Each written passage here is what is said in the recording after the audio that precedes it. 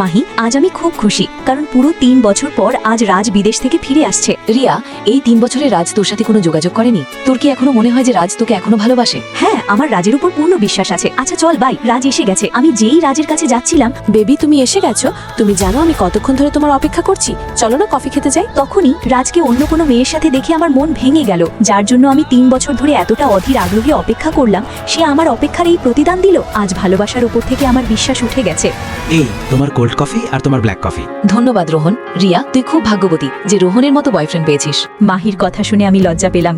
ভাগ্যবতী রিয়া নয়, বরং আমি, কারণ রিয়ার মতো মেয়ে আমার জীবনে এসেছে। আমরা দুইজন টিভি দেখছিলাম, তখনই রোহানের ফোনে একটি মেসেজ এলো।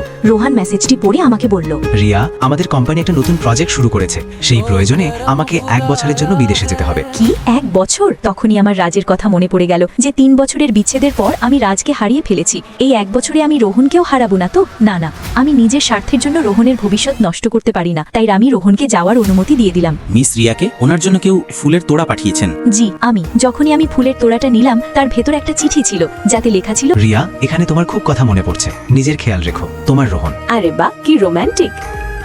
বিদেশে যাওয়ার পরও রোহন আমাকে ভুলে যায়নি। আমরা সবসময় একে অপরের সাথে যোগাযোগ রাখতাম। রোহন, বস তোমাকে ডাকছেন। আচ্ছা রিয়া, আমি এখনই আসছি।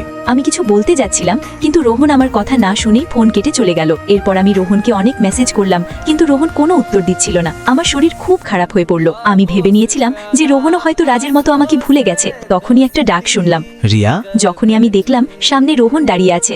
আমি বলেছিলাম না নিজের খেয়াল রাখতে? তাহলে তুমি নিজের খেয়াল রাখোনি কেন? আমি দৌড়ে গিয়ে রোহনকে জড়িয়ে ধরলাম। রোহন, তুমি এত তাড়াতাড়ি কিভাবে চলে এলে? আমি তোমার পাঠানো ছবি দেখেছিলাম, যেখানে তোমাকে খুব দুর্বল লাগছিল। হ্যাঁ, আমার শরীর খুব খারাপ হয়ে গিয়েছিল, কিন্তু আমি তোমাকে কত মেসেজ করেছি, তুমি আমাকে উত্তর দাওনি কেন? আমি খুব জরুরি মিটিংয়ে ছিলাম, তাই উত্তর দিতে পারিনি। কিন্তু তুমি হুট করে ফিরে এলে যে। কোম্পানি যদি তোমার থেকে এই প্রজেক্ট কেড়ে নেয় তাহলে? কোনো ব্যাপার না, প্রজেক্ট অনেক পাওয়া যাবে, কিন্তু তোমাকে আর পাবো না। বন্ধুরা, ভালোবাসা যদি সত্যি হয় তবে 10 বছরের বিচ্ছেদেও মানুষ বদলায় না, আর বদলানোর মানুষ 1 মাসের বিচ্ছেদেও বদলে যায়। যদি আপনি আমার সাথে সহমত থাকেন তবে চ্যানেলটি লাইক ও সাবস্ক্রাইব অবশ্যই করে দেবেন।